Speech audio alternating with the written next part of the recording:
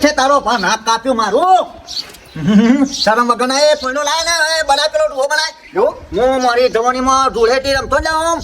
5 kilometre સુધી તો લોકો દોડતા કી શહુ આવ્યો કરી ઘરમાં હંતે તો માલડો ખોલીને હું મોય પડતો ને બગાડ્યા વગર નામે તોલ્યા ખતરો ખોલ નથી આવો બાર નીકળો બાર બગાડી